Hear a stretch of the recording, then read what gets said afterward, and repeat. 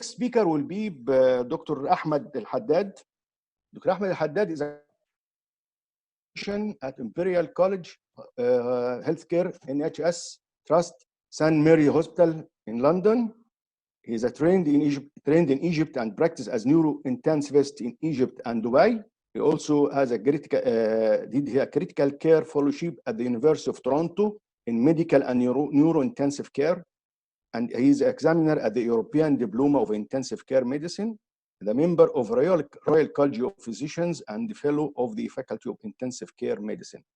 Dr. Ahmed Al-Haddad will present a very important topic about the post-operative management of aortic surgeries. Please, Dr. Ahmed. شكرا بروف محمد جدا. شكرا على التقديمه الجميله، وشكرا دكتور وليد على المجهود الجميل. وعايز اشكر كل اساتذتي في البانل بصراحه. To have me among you is a great honor. انا هبدا اعمل شير للبرزنتيشن. اتفضل اعمل. اول ما تلاقيه واضح. Okay, it's clear. Play بقى, just slide share. It will be okay. Okay. You have it now? Yes. Hey. أنا بصراحة اخترت موضوع الأورتيك سيرجري لأنه it is now في St. Mary's Hospital في لندن my bread and butter. احنا عندنا two specialties في المستشفى بتاعتي أو في اليونت اللي أنا بشتغل فيها، الأورتيك سيرجري والميجر تروما، ودول المحاضرتين اللي أنا بساهم بيهم في الكورس عشان أنا حبيت بس أتكلم في حاجة أنا بعملها كويس على الله إن شاء الله تكون خبرة مفيدة للناس. المحاضرة دي أنا عايز أتكلم فيها بسرعة كده. هنتكلم هو إيه أصلاً الأورتيك ديزيز اللي بيجي لنا بيعمل ميجر أورتيك سيرجري، وإيه البوبوليشن أوف patients, what is the procedure that we are dealing with, what happens in theaters in brief because it's very significant to the intensive care after surgery, and then we will spend some time talking about the acute critical care and a bit about the readiness of the hospital to deal with those cases and also the long-term effect on those patients. We deal mainly with two pathologies. The first is the dissection, which you can see here can be classified. There are two famous classifications for dissection, the Becky classification and Stanford classification. And that depends on the anatomy and the level, starting from the arch until the bifurcation. And you can have type 1, 2, and type 3, depending on how proximal or distal. Type 3 is the most distal. Or you can classify them into type A and type B based on the Stanford classification. Doesn't make a lot of difference to us, but it's good to know what language are the surgeons speaking when we are discussing patients. The aneurysms are divided into aortic arch aneurysms and abdominal aneurysms. We roughly divide them into infrarenal and suprarenal, depending on the level inside the abdomen. And the most or the heaviest patient of all of those is patients who have thoracoabdominal aneurysms, which I will try to focus on today a little bit more. Regardless of the surgeon's classification, for us, it's mainly three types of aneurysms. Arch aneurysms, which are mainly done in cardiac centers. Thoracic aneurysms, which are mainly done in vascular centers, does not necessarily need cardiac surgeons, and abdominal aneurysms, or the combination of thoracoabdominal aneurysms. The main diagnostic tool is, of course, the CT scan. We use it for diagnosis and follow-up. It's good if you're a vascular intensivist to have your eyes trained looking at those patients. Just sometimes we pick up changes before the surgeons or when the surgeons are not available. So training to have giving yourself some education about how aneurysms look like in the CT scan is very important, and you'll be amazed how the pathology can get very, very advanced and really scary. I just try to pick up some standard images, but you can see much worse than that in practice. The repairs, I will not go too much about endovascular repairs because they are easier for us as intensivists, but the heavy work is the open surgery. The first group is the aortic arch repair, and those are usually cardiac surgeons who do this, and they almost always have to be in cardiac hospitals. We tried doing aortic arch surgery in my hospital, and it wasn't easy because the complications are usually quite heavy, and you need cardiac theater ready to deal with the complications. The thoracic aneurysms, you can see here the difference between open surgery and a stent in this diagram. But we pick up the pieces after repair of the thoracic segment and abdominal, whether it's suprarenal or infrarenal. Sometimes they call it juxtarenal aneurysms. Who is the patient we're dealing with? It's very careful to choose those patients because this is very heavy surgery and the post-operative is very stormy in many of the cases. So you have to pick up patients with physiological reserve. You cannot put very frail patients to have those surgeries because it will just be suffering until mortality, really. So what we do in my center is that we do cardiopulmonary assessment pre-operatively. The standard is pulmonary function tests and a stress echocardiography. We need to see that their myocardium can tolerate the stress of the stress echo tests. I think we do it with obitamine. And we also need to make sure that they don't have end-stage pulmonary disease like severe emphysema or severe COPD. This has to be a team approach. We do have vascular anesthetists in my hospital, and on many occasions, the surgeons need support with counseling those patients because the patients need to know what is happening after surgery and whether they are ready for this or not. And I will come to this at the end.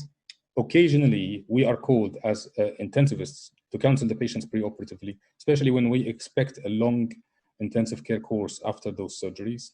So patient selection and counseling is very important. It's very important to know that we are dealing with patients, once they have those diseases, those are patients with significant atherosclerosis or vasculopathy with a very high possibility of ischemic events. And of course, a physiological reserve, which is a little bit or significantly actually limited. We see younger patients, which are very heavy emotionally to deal with.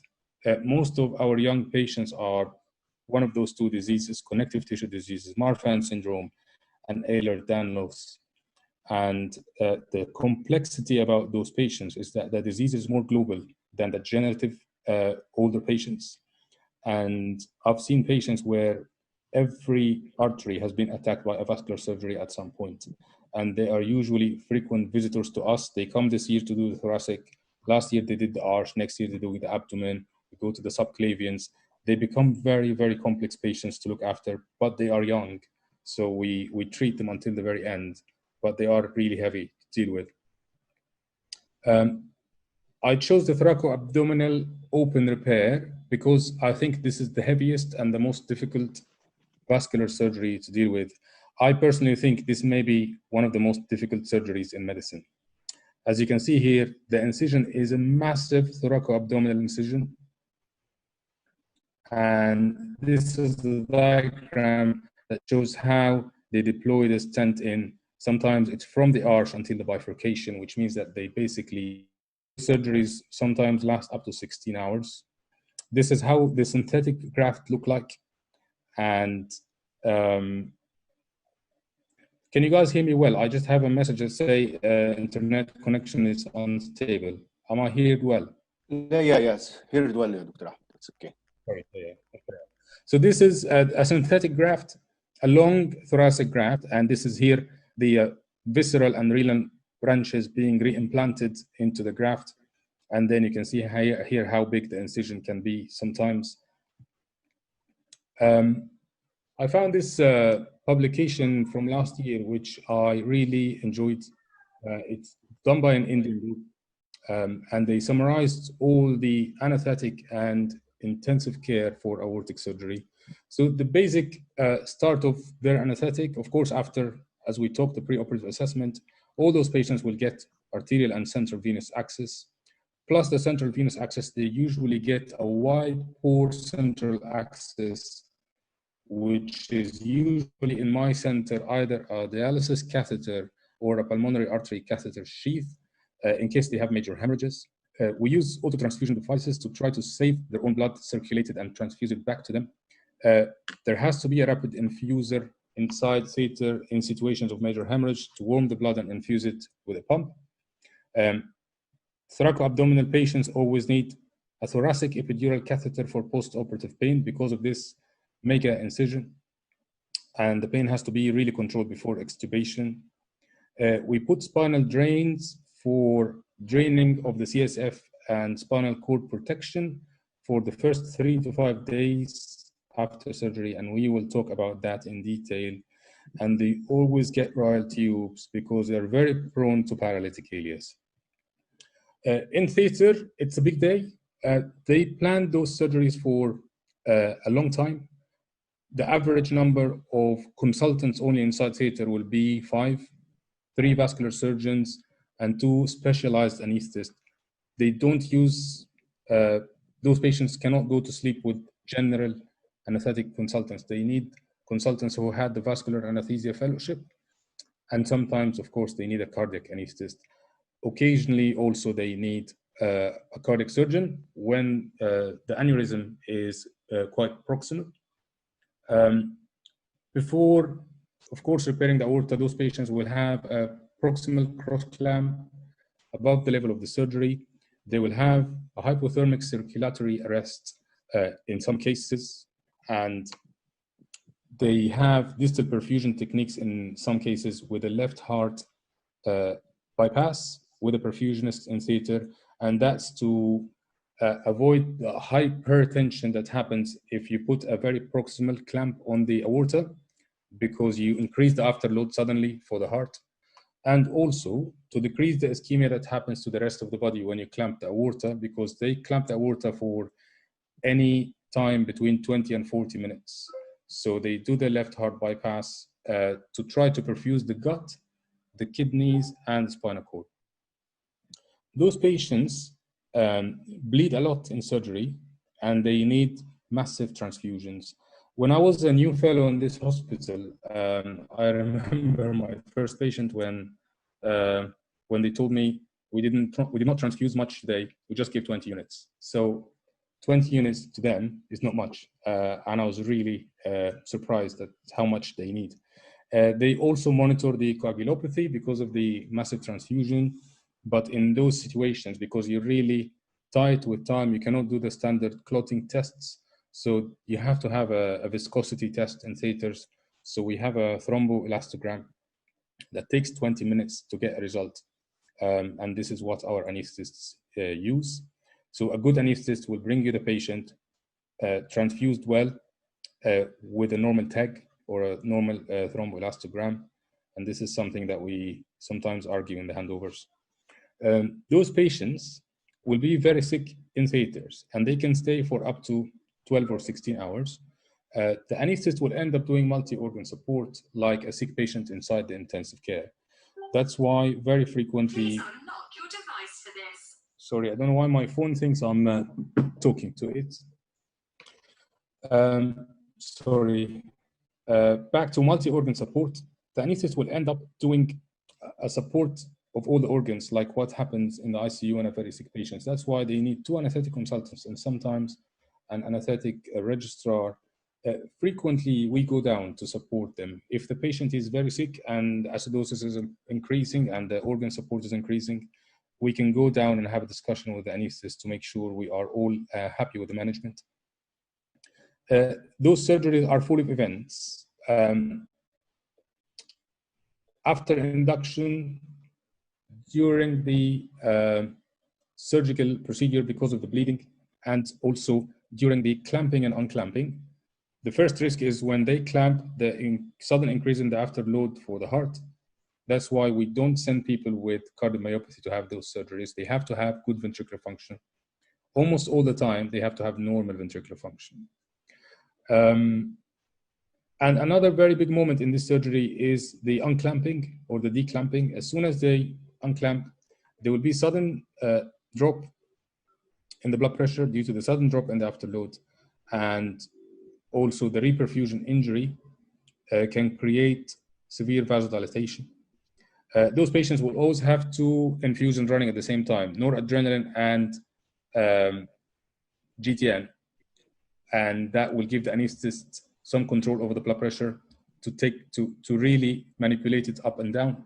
I was really surprised when I saw the 2 infusions running together in the first time I went to theater.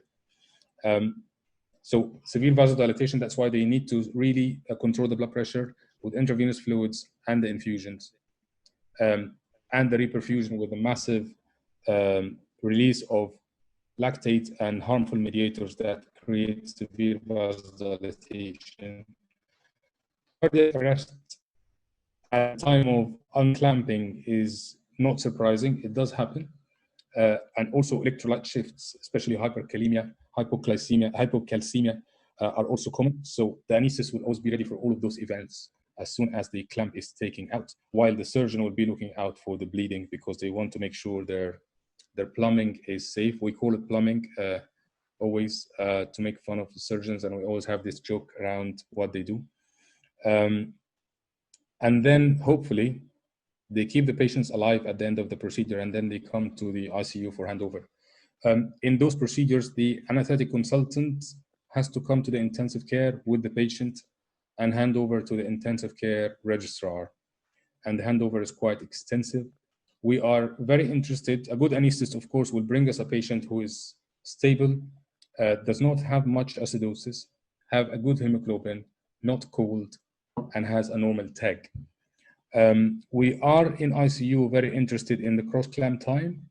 We need to know, did the surgeons struggle and need 45 minutes of cross-clamp, or was it easy and they needed only 20 minutes?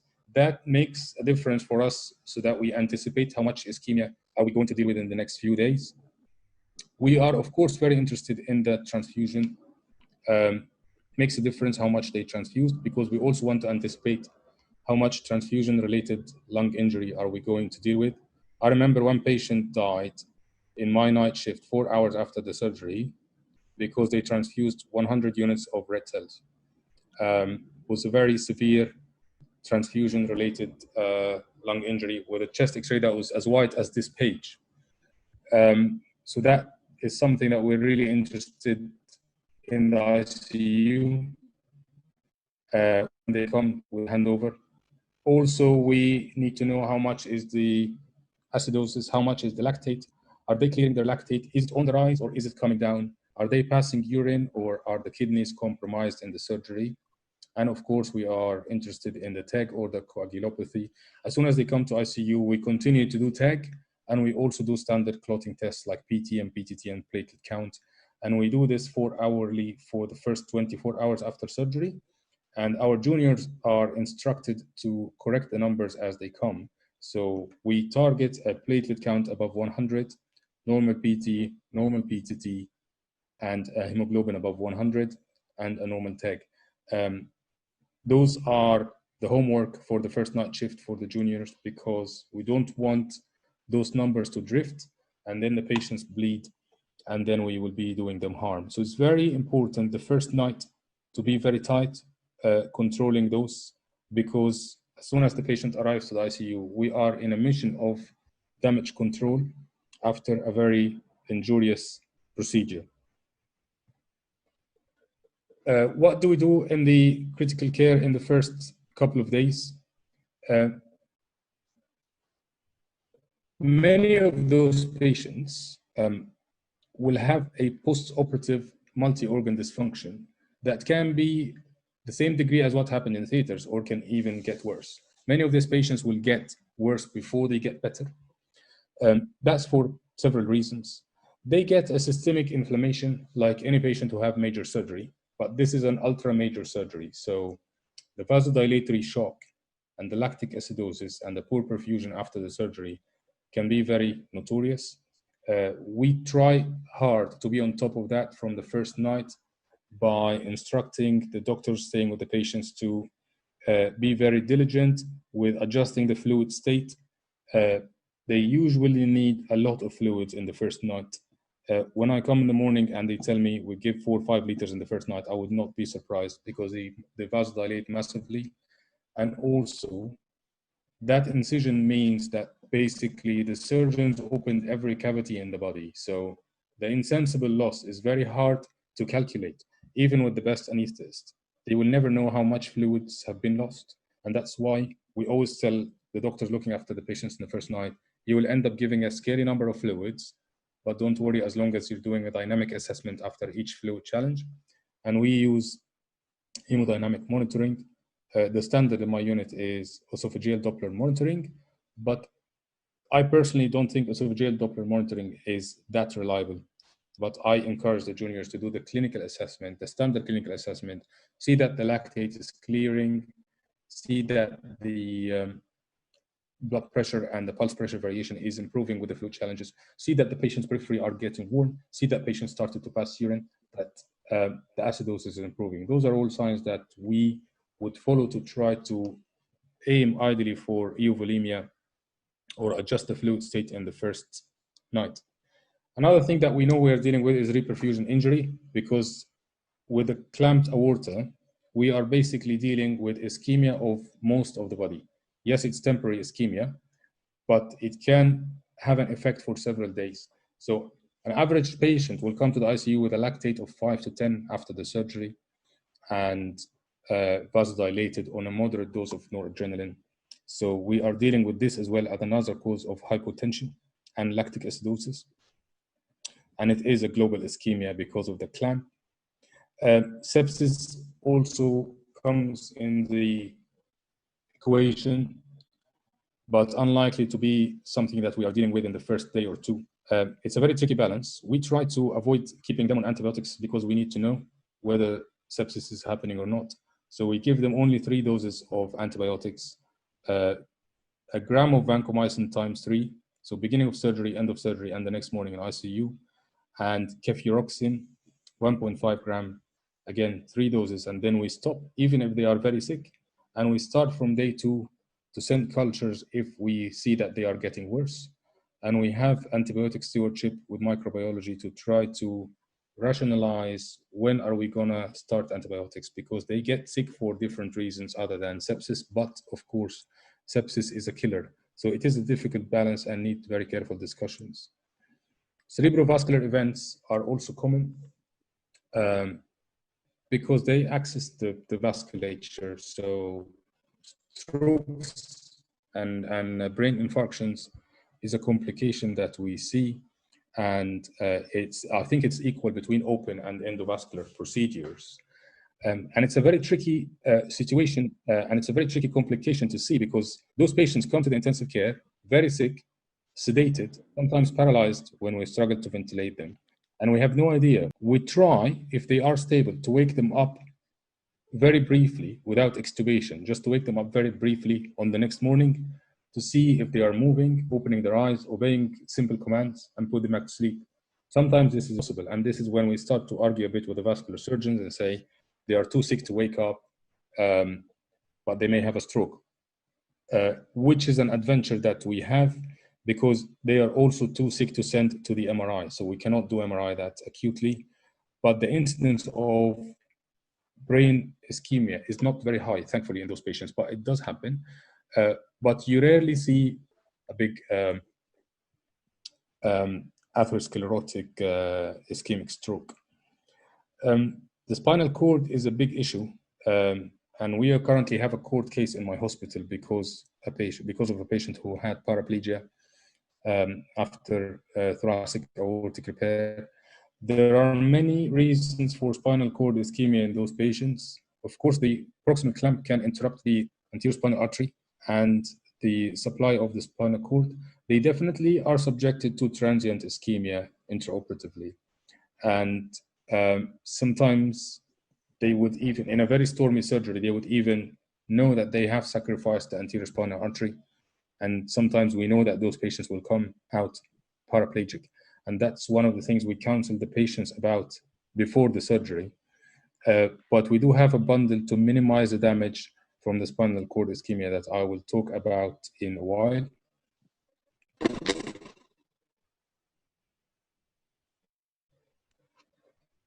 I think this is the most important slide of all the presentation. If I put my experience looking after those patients in one slide, I'll put it here. And I think this is when you need an experienced vascular intensivist, because those patients will come, they will get worse. You will do your best to make them better, then you will extubate them. You are under pressure from many directions. The surgeons want their patients extubated, of course, but those patients are totally not like the cardiac surgeons. We don't extubate them the next morning. especially the Thraco Abdominal.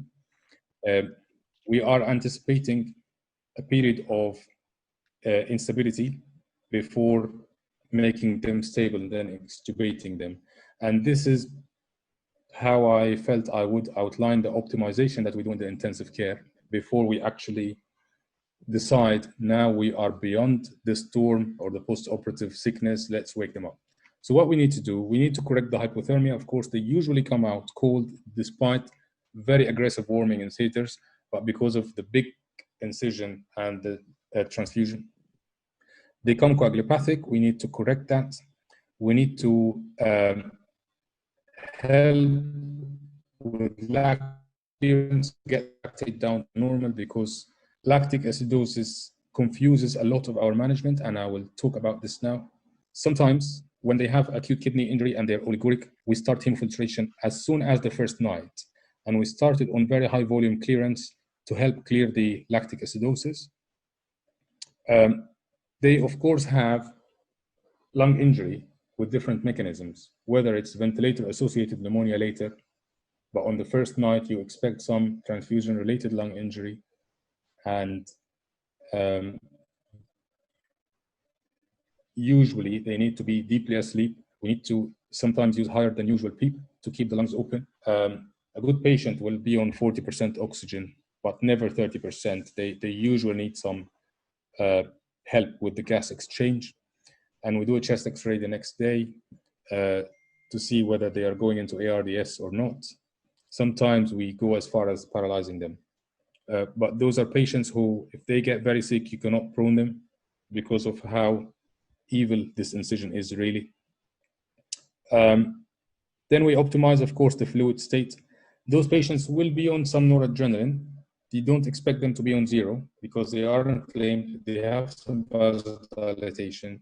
There are lots of reasons to give them shock. But a low rate noradrenaline or a noradrenaline rate that is improving is good news. But if you see that it's getting worse and worse, that's when you start to worry. We try as hard as we can to optimize the fluid state, again, with the basic clinical bedside assessment, like how warm they are. Not all the time we can do passive leg raising, but sometimes we do. Esophageal Doppler we used sometimes. Lactate clearance and normal physiology response to fluid challenges is what we do to optimize the fluid state. And sometimes, of course, when we give a lot of fluids in the first day or two, we end up with leaky lungs and ARDS, and we need to do some offloading and negative balance before we actually wake them up. I personally do this. If I see that by day 2 or 3, the lungs are very white on the chest x-ray, I would say, don't wake them up. Just wake them briefly, make sure they don't have a stroke, put them back to sleep. Let's do some negative balance for a couple of days. Let's make sure they don't need a lot of PEEP before we wake them up. So that's another thing that affects the decision to extubate.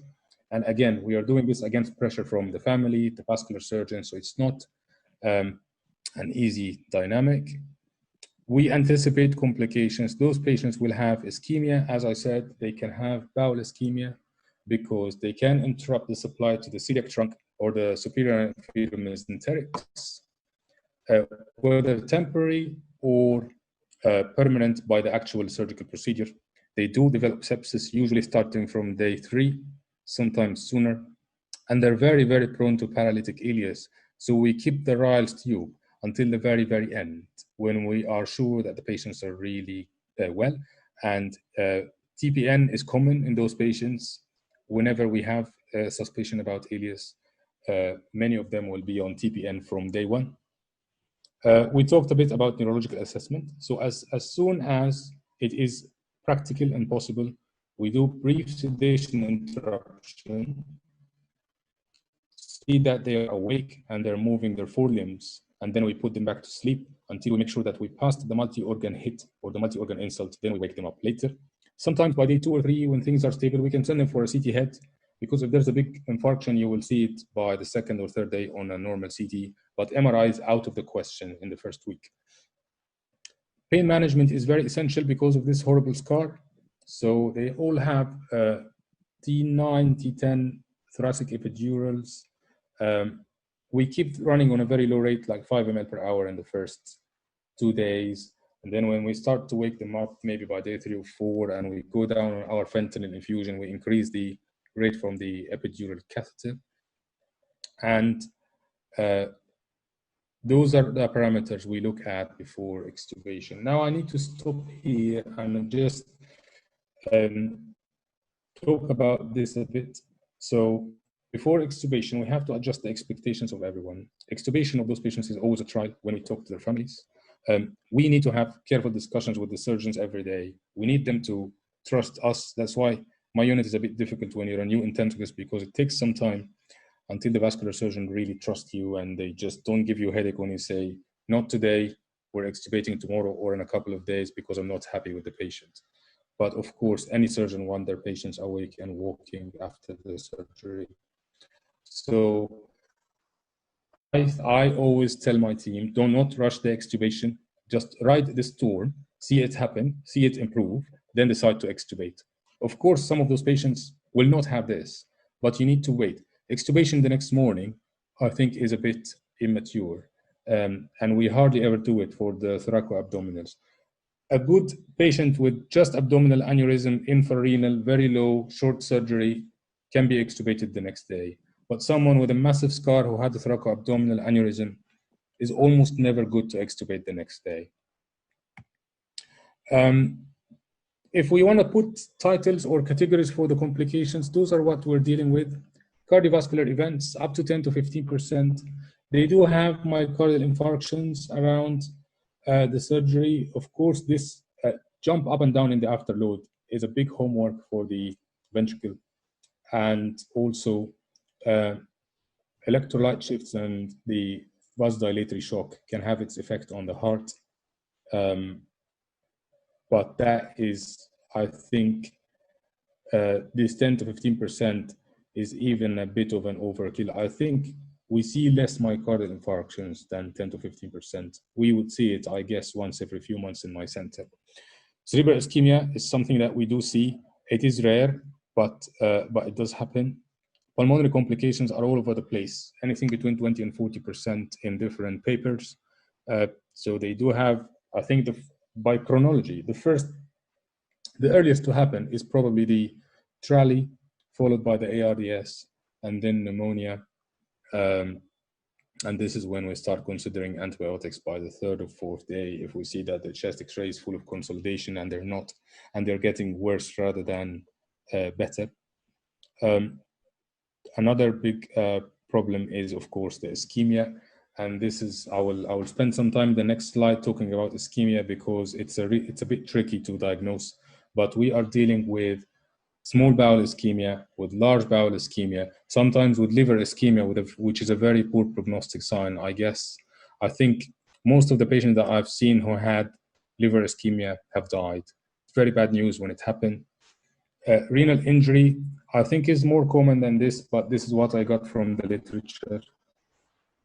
They have AKI in many occasions, and we do hemofiltration for the first couple of weeks in most of those patients.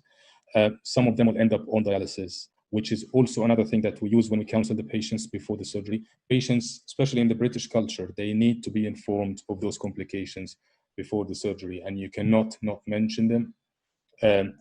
And in the British culture, they don't mind if you tell them all of that. You said there's a possibility you'll end up on dialysis, there's a possibility you end up paraplegic. They take it and they still go for the surgery because the other choice is, of course, very painful.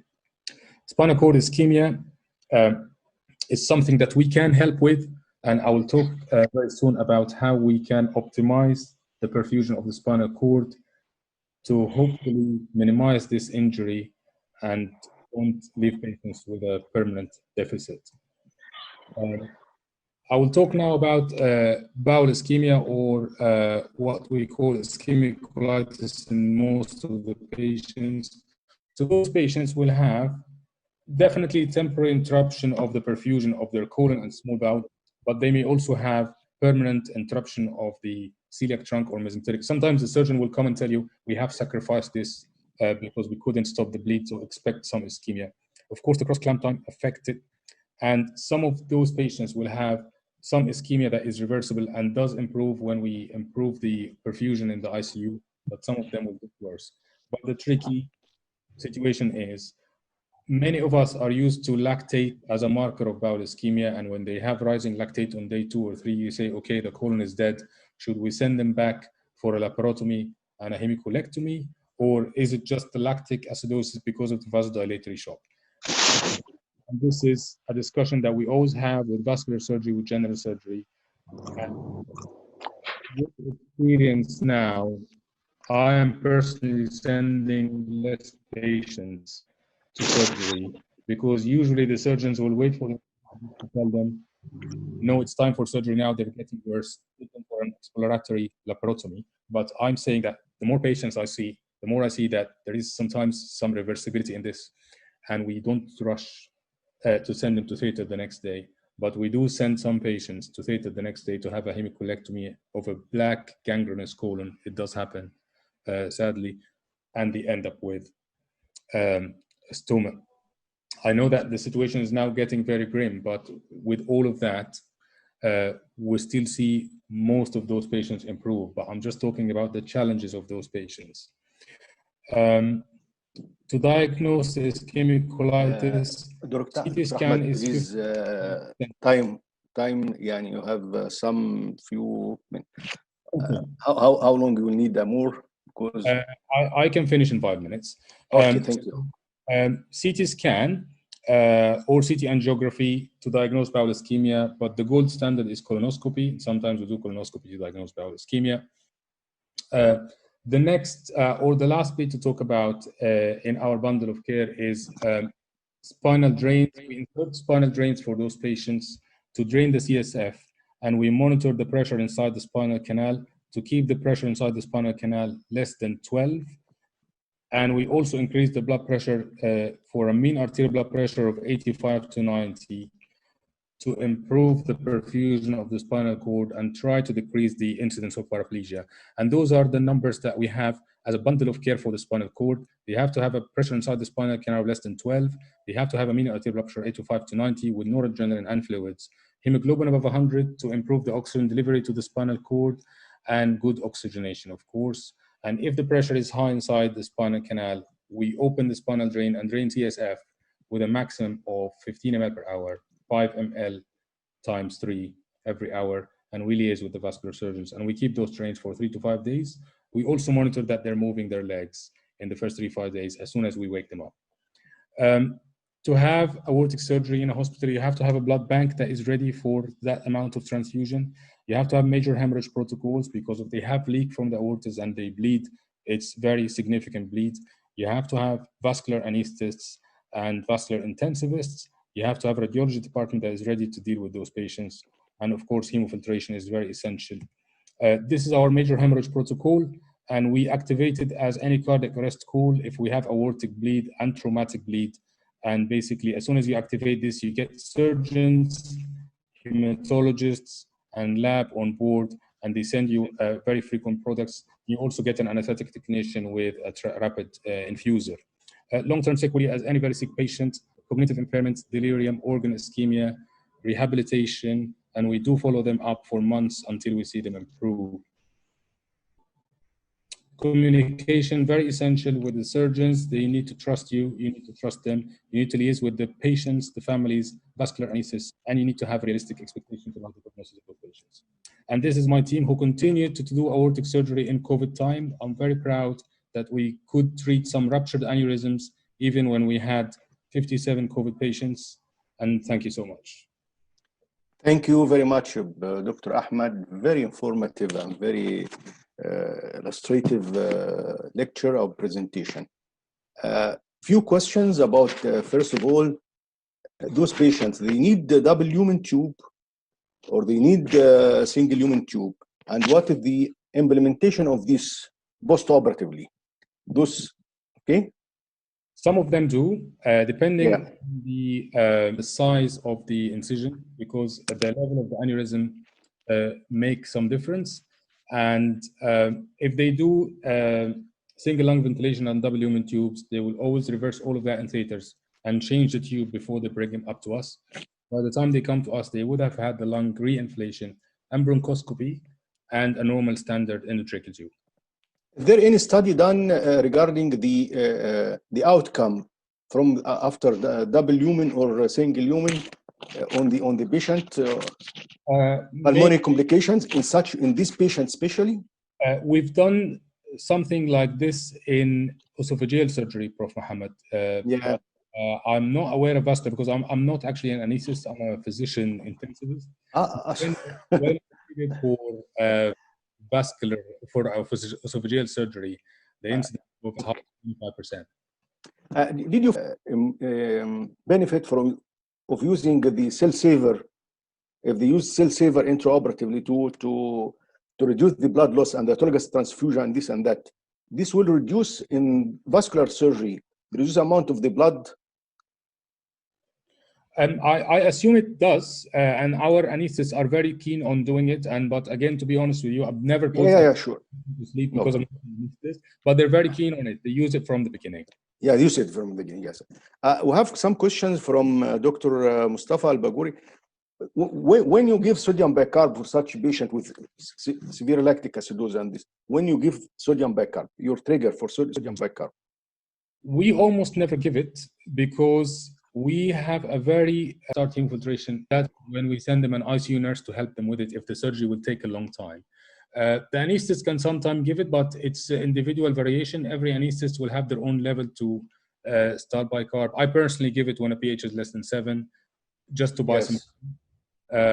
But in the ICU, we almost always wait until the hemofiltration corrects acidosis. Okay, thank you. Only thoracic epidural was given for the pain relief, or in the intensive care you give other modalities for pain relief in such patients? Not only local anesthetic and fentanyl in the epidurals, but we also use systemic fentanyl when they're intubated. They will be on a fentanyl infusion. And sometimes when they are struggling with the pain, we'll change into a plain local anesthetic in the epidural and give them fentanyl PCA. Okay, Dr. Ahmed, did you find any complication or any insult from using colloid infusion on the renal function in such patients? We did actually. When I started as a fellow in this unit in 2011, we only used Volplex. We never used crystalloids. But because of all the things coming about colloids, we totally, in my hospital, changed into crystalloids. We hardly use colloids now. We almost never use it. Our standard is Plasmalite. And we just followed the international evidence, but there was no evidence coming from us about the use of colloids.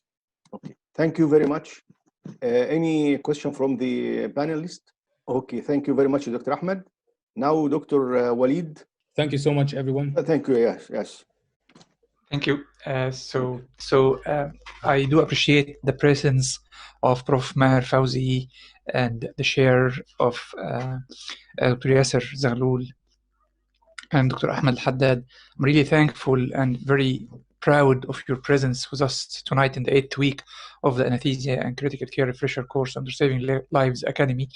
And hopefully we'll see you again in coming lectures. So see you next week in the same time, 9 p.m.